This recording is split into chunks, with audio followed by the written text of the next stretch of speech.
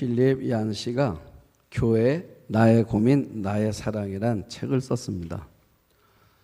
좀 오래된 책인데 어제 그 책을 한번 다시 읽어보게 됐는데 거기에 감동적인 일화 하나가 소개되고 있습니다. 자신이 살고 있는 미국 콜로라도주 산골 마을 에버그린 고등학교에서 있었던 이야기 하나를 실었습니다. 이 학교에는 유일하게 오케스트라 단이 있었는데 어느 날 그 지역에 광고가 나왔습니다. 가을 한적한 시간에 에버그린 고등학교 오케스트라 단에서 베토벤 고향곡 9번을 연주한다는 겁니다. 필립 얌 씨 마음속에 시골 학교 학생들이 과연 이 곡을 연주할 수 있을까? 호기심도 생기고 그래서 참여를 했답니다. 근데 막상 가서 이제 베토벤의 교향곡 9번을 연주하는데 이건 너무 무모한 거였습니다. 필립 얀 씨가 그 연주를 들으면서 내내 생각하기를 곡을 잘못 선택했다. 어려운 곡이잖아요. 학생들이 소화하기에는. 왜 하필이면 이 곡을 선택했을까? 자기가 기대했었는데 그 기대에 부응하지 못한 그 실력의 연주를 보면서 실망을 했답니다. 그리고 돌아왔대요. 돌아왔는데 필립 얀 씨의 마음속에 늘 부정적인 마음만 그 연주에 대한 부정적인 생각으로 가득 차 있었는데 그런데 자기 마음속에 이런 마음이 들더라는 것입니다. 만약에 비록 실력은 안 됐지만 수준 미달의 오케스트라로 베토벤 교향곡 9번을 연주를 했지만 마을 사람들에게 이 학생들이 아니었으면 누가 이 베토벤의 교향곡을 들려줄 수 있었을까? 자, 그러니까 어쩌면 이 마을 사람들에게 이런 곡을 들려줄 수 있는 유일한 통로는 이 에버그린 고등학교에 있는 오케스트라가 아닌가 이 생각이 들더래요. 자, 무슨 말인가? 그러면서 필립 얀 씨가 그 이야기를 교회로 가지고 왔습니다. 자, 교회가 어떤 것입니까? 어쩌면 하나님께서 여기 앉은 여러분들 모두 저뿐만 아니라 우리 한 사람 한 사람을 하나의 악기가 되어서 함께 하나님을 향한 찬양의 음악을 연주하는 영적인 오케스트라라는 거죠. 그런데 어떤 사람은 악기인데 고장난 악기예요. 또 어떤 사람은 제 소리를 내지 못하고 다른 소리를 자꾸 냅니다. 그래서 음정이 불안정해요. 그런데 하나님은 우리 보고 뭐라 말씀하시냐면 그렇게 해서 우리가 만들어진 어쩌면 서교 영적 교향악단이라 그 말이에요. 우리가 지금. 그런데 하나님이 우리 보고 나가서 뭐 하래요? 연주하래요. 우리가 세상에 나가서 연주를 하래요. 그 사람들은 자, 이 서교 교향 악단에 나와서 연주한다니까 이렇게 보는 거예요. 보는데 내가 아는 사람이 있어. 어떤 사람입니까? 제 소리 못 내는 사람이야. 그 사람이 있어요. 이럴 수도 있습니다. 어제 나하고 다툰 사람이야. 근데 그 사람이 뭐예요? 교인이래요. 나와서 뭐라 말합니까? 뭘 연주하는 겁니까? 예수 믿으라고 연주하는 거예요. 그런데 예수 믿으라고 말을 해야 되는데 내가 부끄러운 거야. 왜 그렇습니까? 그만한 깜냥이 안 되는 거예요. 그런데 그래서 나갔다 들어올 때 부끄러웠어요. 다시는 나가지 말아야 되겠다. 왜요? 내가 이제 그만한 사람이 못 돼. 영적으로. 그런데 오늘 하나님이 다시 나를 부르시는 겁니다. 또 나가라는 거야. 여러분 무슨 말인지 아십니까? 그래도 그나마 너래도 없다면 복음을 들을 수 없는 사람들이 어디에서 그 소리를 들을 수가 있겠는가? 그래서 우리 여전히 나가라고 하시는 거라는 거예요.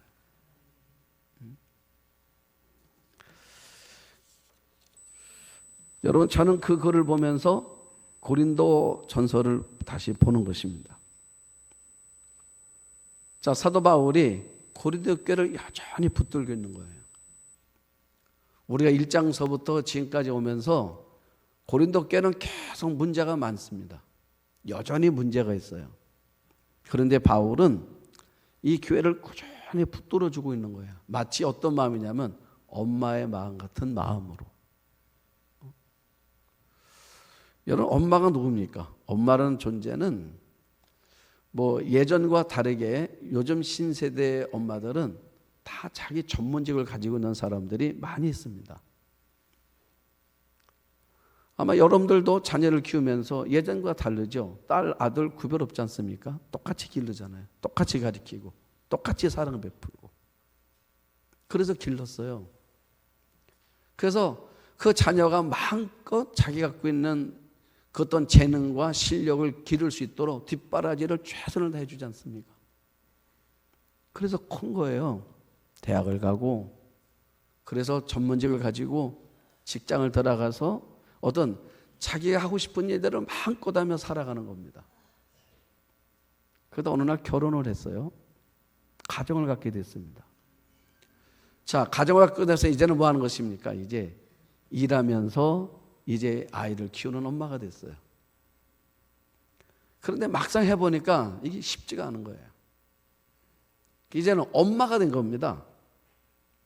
자, 엄마가 돼서 갈등하는 것입니다. 어떻게 할까 내가 이 아이 때문에. 그래서 엄마가 뭐라는 것입니까? 자기가 지금까지 해왔던 일들을 자기 하고 싶었던 일들을 엄마가 내려놓는 경우가 있어요. 내려놓고 뭐 하는 것입니까? 아이를 키우는 거예요. 여러분 아십니까? 어쩌면 그 아이가 나도 한 아이였잖아요. 엄마라는 누군가가 자신의 권리를 포기했음으로 인하여 오늘 내가 있다는 사실이에요.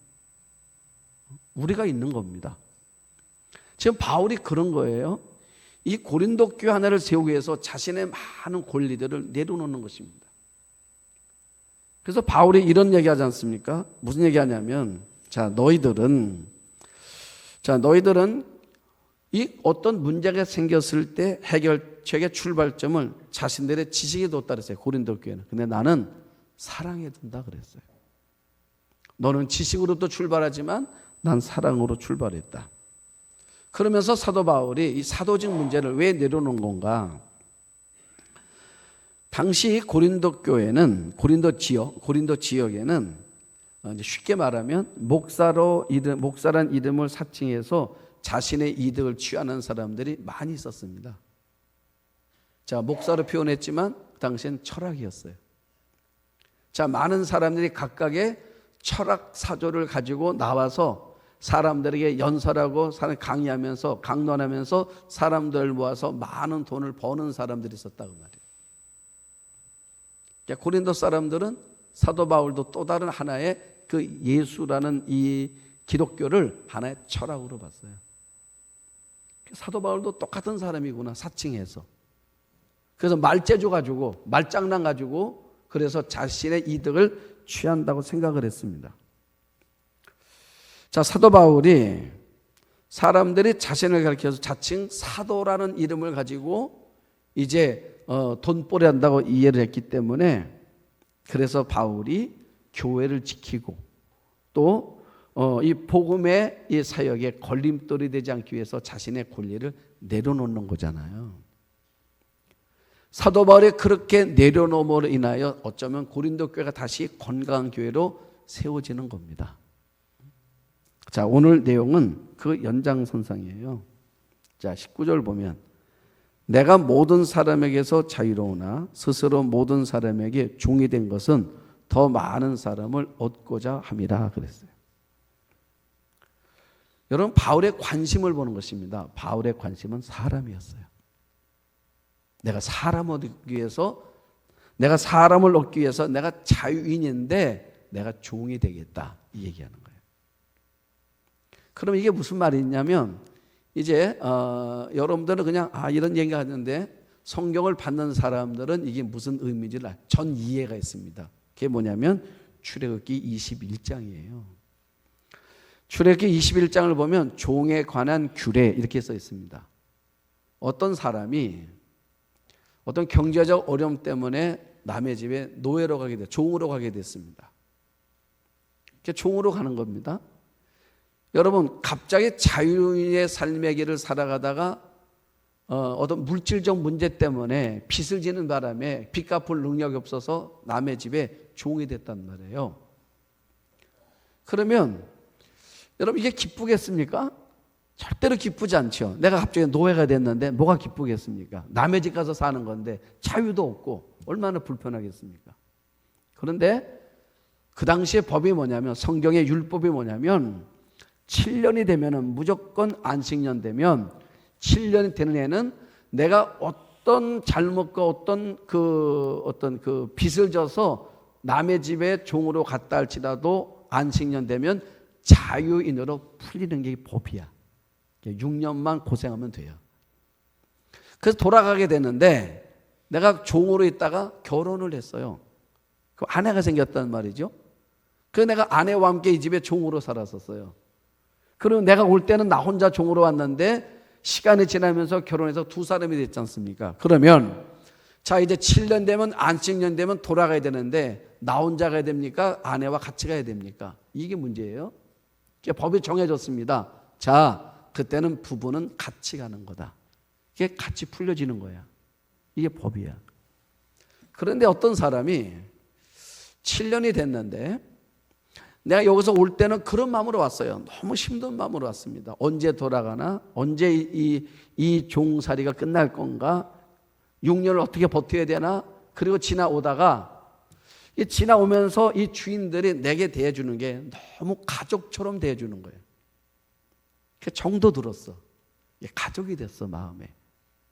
그래서 이제 7년이 되니까 돌아가라고 그랬더니 가고 싶지가 않은 거예요. 나는 이 주인이 내게 인격적으로 대해줬고 가족으로 대해줬기 때문에 나는 그냥 여기서 내 아내와 아이들과 함께 나는 평생 당신의 종으로 살겠습니다, 이러는 거예요.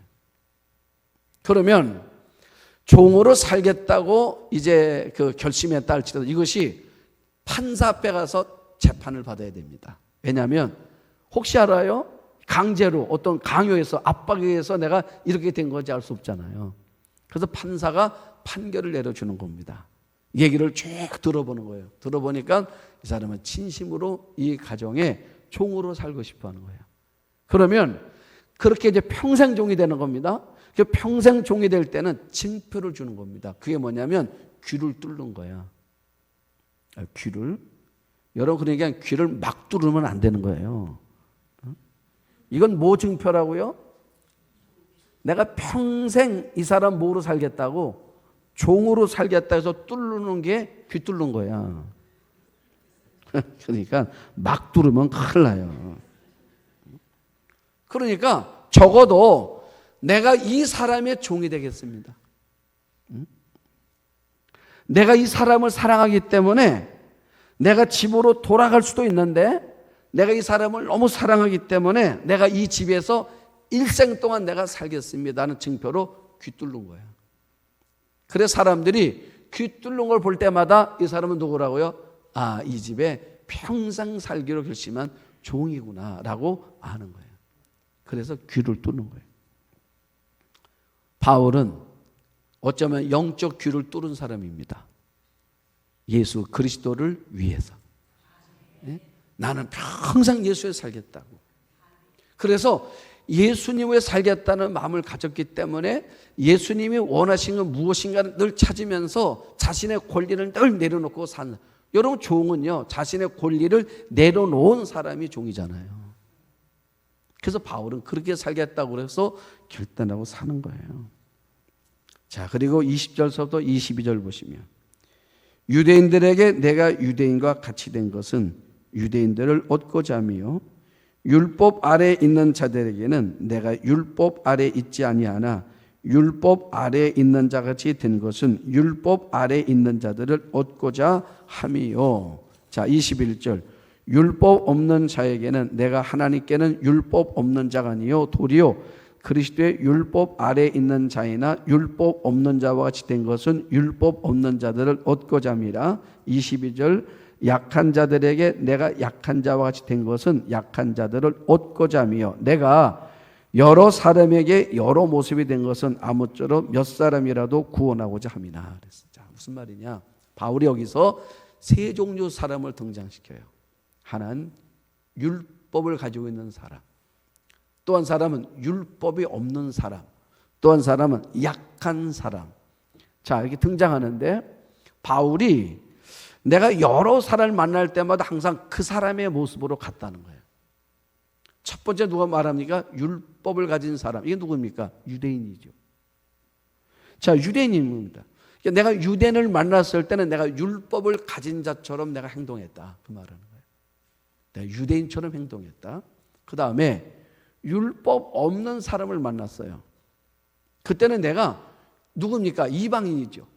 그때 내가 율법 없는 사람처럼 내가 행동했다. 자, 약한 자를 말했다. 약한 자는 누굽니까? 이 얘기 음식 문제예요. 사도 바울은 제사상에서는 음식에 대해서 바울은 나는 자유하다는 거죠.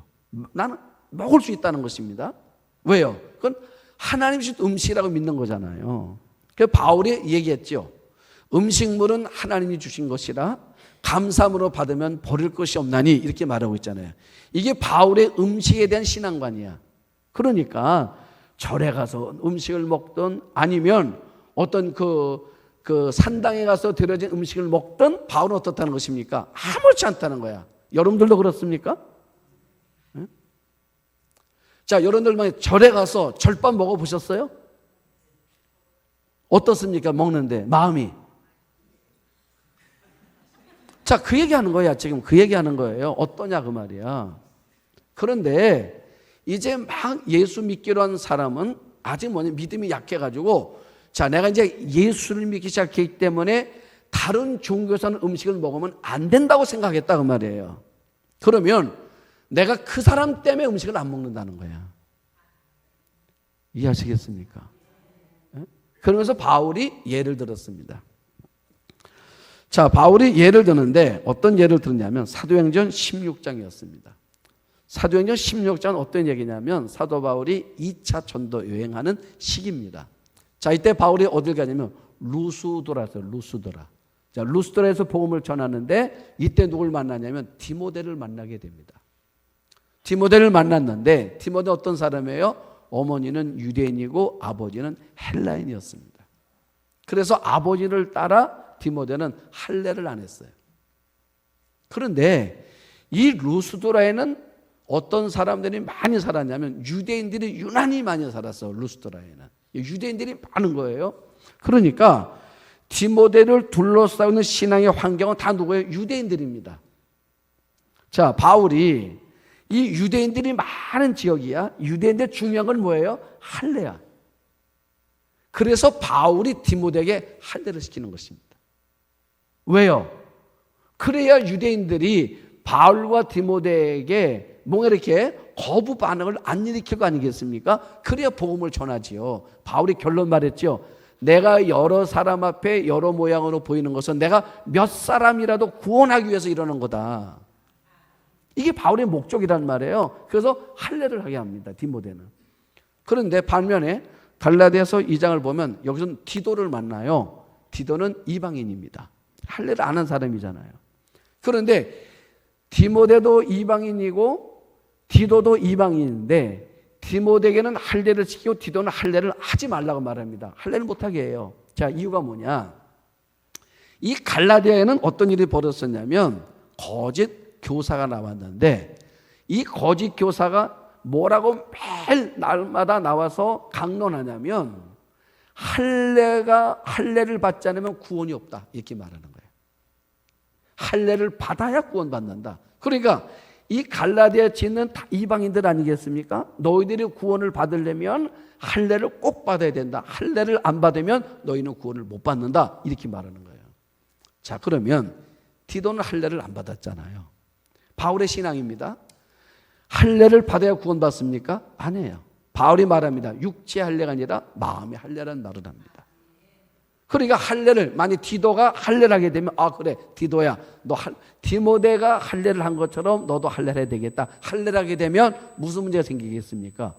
구원은 할례를 받아야만이 구원을 받는다는 거짓 교사들의, 이 사람들의 이야기가 정당화가 되잖아요.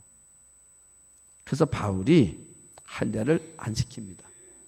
그러면 바울은 일관성이 없는 사람인가? 아니라고 그랬죠. 내가 여러 사람을 만났을 때 여러 모야 하는 이유는 뭐라고요? 내가 몇 사람이라도 구원받는 이 일에 그 영혼을 얻기 위해서 그러는 거다라고 말한다 그 말이야. 우리 한번 아멘 합시다. 우리가 신앙생활이 너무 한 가지만 고집하면 안 된다 그 말이에요. 그 이유가 뭡니까? 그렇게 하는 이유는 내가 이렇게 함으로 또 다른 사람의 영혼을 얻을 수만 있다면 내가 내 권리와 이 모든 것을 내가 얼마든지 내려놓을 수 있다라는 이 바울의 신앙. 여러분, 교회는 유연성이 있어야 되는 거예요. 여러분들의 삶도 마찬가지입니다.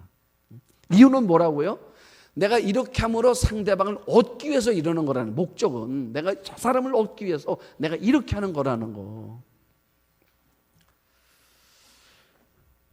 자, 그 다음에 23절서부터 25절까지 이제 이런 얘기를 합니다. 내가 복음을 위하여 모든 것을 행함은 복음에 참여하고자 함이라. 운동장에서 다름질하는 사람들이 다 달릴지라도 오직 상 받는 사람은 한 사람인 줄을 너희가 알지 못하느냐. 너희도 상을 받도록 이와 같이 다름질하라. 이기기를 다투는 자마다 모든 일에 절제하나니 그들은 썩을 승리자의 관을 얻고자 하되 우리는 썩지 아니할 것을 얻고자 하노라. 내가 설명을 할게요, 이 말씀은. 자, 이게 무슨 얘기냐면 지금 사도 바울이 당시에 그 운동 경기를 통해서 설명하는 건데 당시 스포츠는 굉장했습니다. 지금도 마찬가지잖아요. 우리가 4년에 한 번씩 올림픽 경기가 열립니다. 그래서 4년에 한 번씩 월드컵 축구가 경기가 열립니다. 그래서 이게 서로에게 크로스해요. 그 2년에 한 번씩 우리가 만나게 되는 겁니다. 이게 겹치지 않게 하잖아요. 그러면 아마 여러분들이 올림픽 경기가 시작되면 그 기간 동안 온 방송 매체는요, 그 올림픽 경기에다가 포커스를 다 맞춥니다. 또 아마 여러분들 마음도 거기에 마음이 다 가 있어요. 그렇죠. 어느 선수가 나가가지고 어떤 금메달을 따면 어떻습니까? 그 선수가 막 눈물로 한호하고 애구가 울려 퍼지면 여러분들 같이 막 눈물 짓고 그 선수와 동일된 마음으로 막 그러잖아요. 어느 선수가 안타깝게 졌습니다. 그럼 같이 막 안타까워하잖아요. 이게 스포츠란 말이에요. 그런데 당시 로마 시대에도 이런 경기가 4경기가 있어요. 올림피아 경기가 가장 큰 경기입니다. 자, 고린도에는 어떤 경기가 있었냐면 이 고린도에는 이스트미아라는 경기가 있는데 이거는 2년에 한 번씩 열리는 경기예요. 자, 2년에 한 번씩 열리는데 다른 경기들은 금메달, 은메달, 동메달 1등, 2등, 3등이 있어요. 우리가 보면 월드컵도 올림픽도 보면 1등, 2등, 3등 있지 않습니까? 그래서 금메달, 은메달, 동메달 하잖아요. 그런데 고린도에서 2년마다 열리는 이스티미아 경기는 1등밖에 상을 안 줘. 그래서 여기 그 얘기예요. 운동장에서 다름질하는 자들이 다 달릴지라도 오직 상 받는 자는 한 사람이다. 이 얘기하는 거예요, 지금. 한 사람밖에 못 타. 그래서 뭐라 말합니까? 너희도 상을 받도록 이와 같이 뭐라라고요? 다름질하래. 자, 이기는 자마다 모든 일에 절제하나니, 절제를 해요.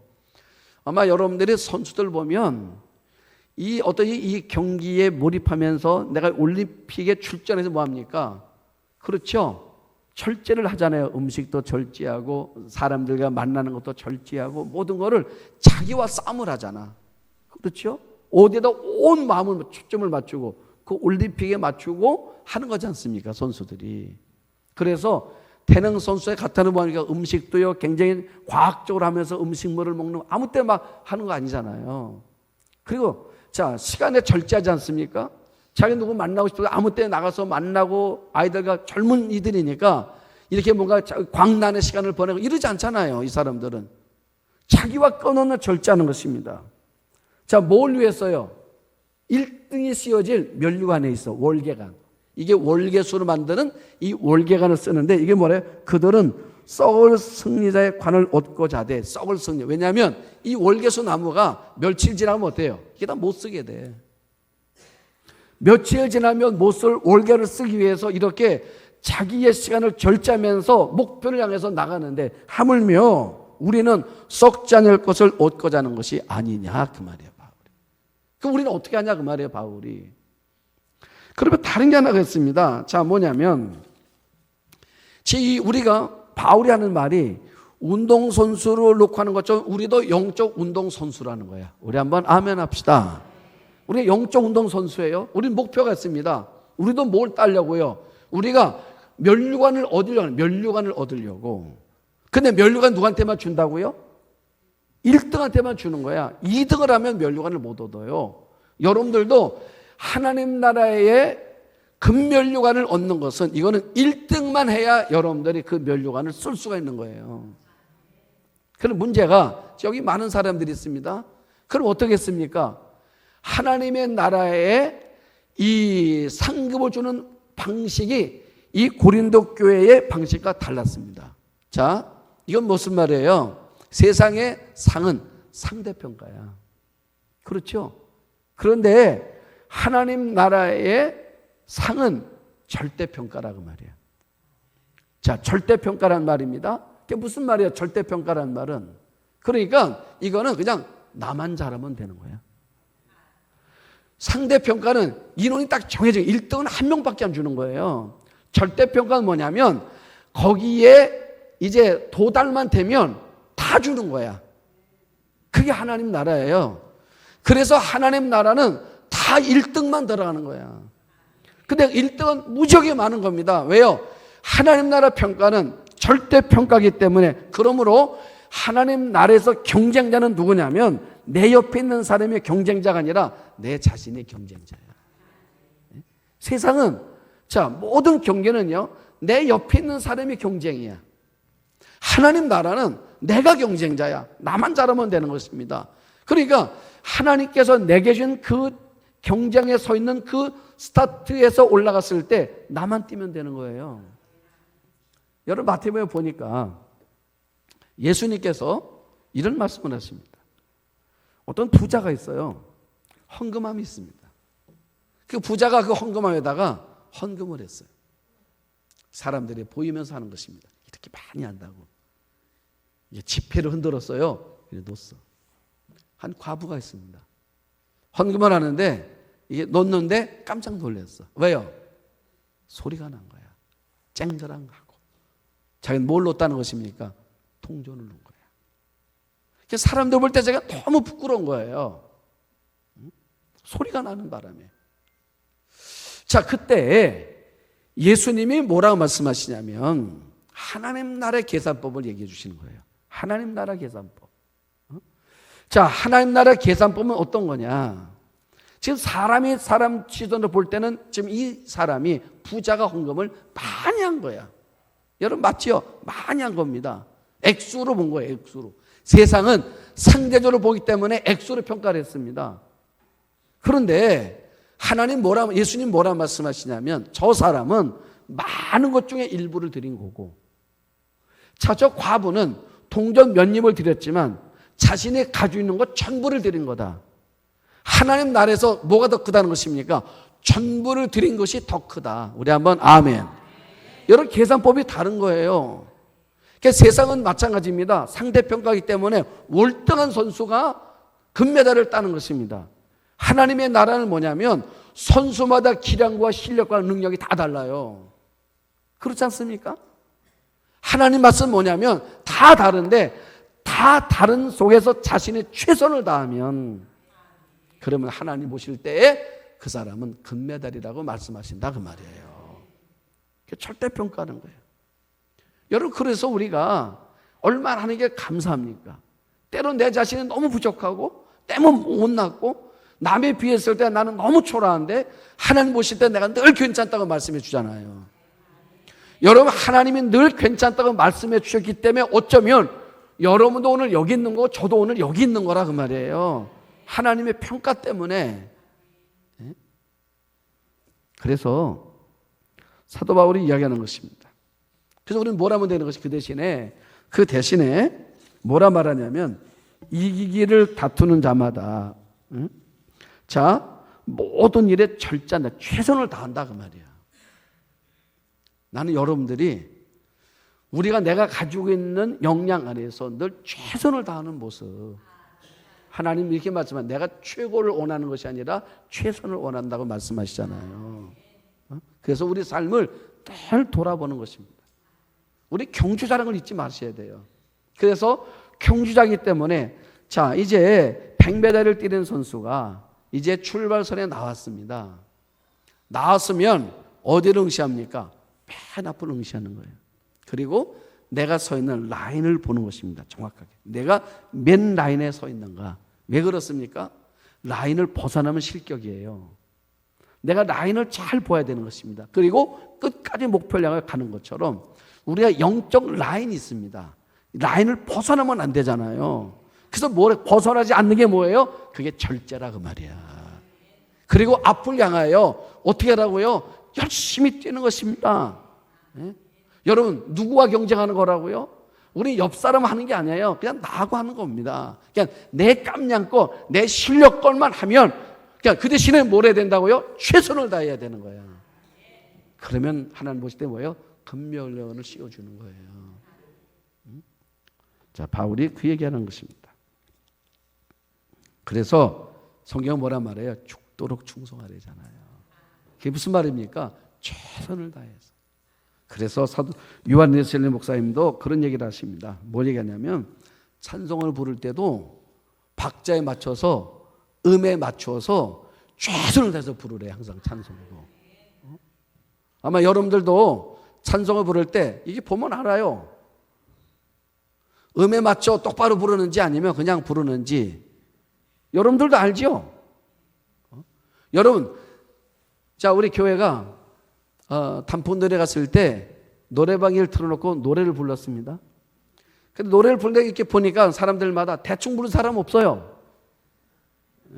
음에 맞춰 부르지 않습니까? 그 너무 높아가지고 못 올라가는 거 기를 쓰고 올리잖아요. 왜 그렇습니까? 그 음에 맞추겠다는 것입니다. 그렇게 부르려야 되는 거예요. 그래야 듣는 사람들이 삑소리가 나도 어떻습니까? 아, 그래도 은혜가 된다니까. 왜요? 최선을 다하잖아요.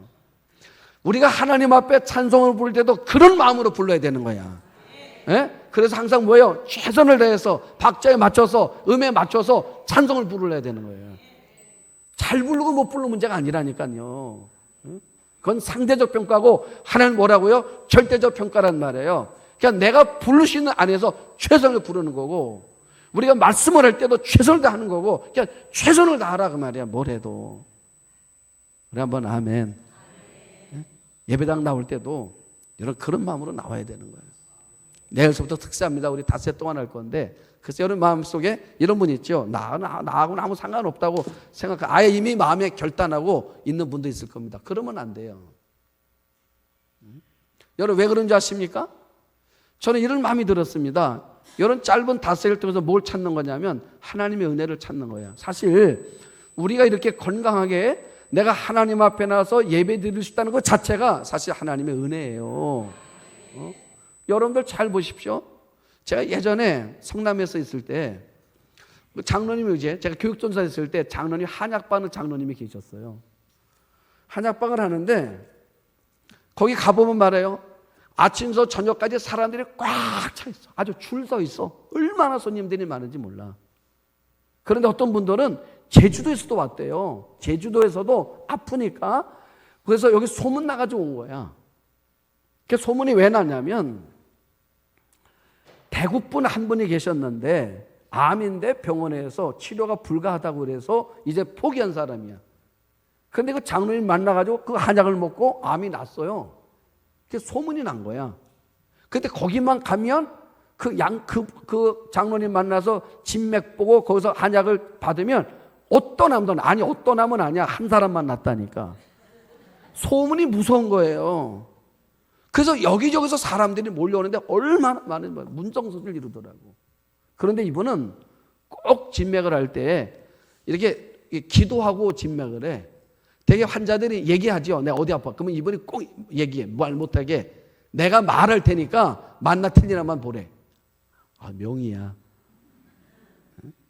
그래서 진맥을 보고 난 다음에 당신이 어디 간지 어디 간지 다 말해. 사람들이 다 감동을 해. 그래서 왔다는 거야. 맞다고. 근데 한 번은 스님이 왔더라고.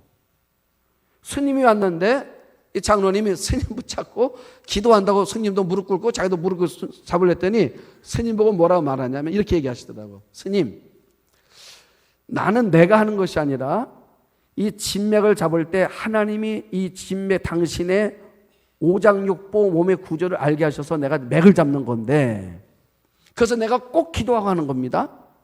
내가 예수님 이름으로 기도합니다. 아멘 할 때 스님이 예수님의 이름으로 기도 아멘 할 때 아멘 하시면 내가 맥을 보고요. 아멘이 안 되면 맥을 못 봅니다. 그랬어요. 그때 스님이 아멘 하겠다고 그러더래. 그래서 아멘하고 맥 받았다는 거예요. 왜 그렇습니까? 아프면 그런 거야. 여러분 아프면 산사에 있던 분들도 여기까지 내려와서라도 뭐 하겠다고요? 내 병 고쳐보겠다고. 그런데 우리가 한 주간 하나님 앞에 감사를 찾자고 하는 것입니다. 여러분들이 가정에서 살아왔다는 것이 축복 아니겠습니까? 그러면 여러분들이 어디를 못 나오겠습니까? 다른 곳도 아니고 예배당 나오는 건데. 그래서 내일서부터 한 주간 여러분들이 닷새 동안인데 마음의 결단을 하고 여러분들이 나올 수 있기를 축복합니다. 자, 마지막 26절, 27절 이렇게 말해요. 그러므로 나는 다름질하기를 방향 없는 것 같이 아니하고 싸우기를 허공치는 것 같이 아니하며 내가 내 몸을 쳐 복종하게 하면 내가 남에게 천판 후에 자신이 도리어 버림을 받을까 두려워함이라. 바울의 목적은 분명했습니다. 자, 우리가 다름질하는데 목표와 목적이 없으면 안 되잖아요. 바울은 분명하다는 것입니다. 내 목표, 내 목적은 뭐예요? 여러분 다름질은 스피드잖아요. 여러분 아무리 이 시대가 빠른 변화, 스피드한 시대인데 목표가 없으면 안 되지 않습니까? 그러니까 바울은 내가 다름질의 목표는 정확하다는 것입니다. 내 목표는 예수야. 하나님 나라, 많은 사람들이 하나님 나라 안에 들어오게 하는 것, 이게 내 삶의 목표라는 것입니다. 그래서 바울은 그 목표를 세우고 나니까 나머지는 아무것도 아니라는 거죠.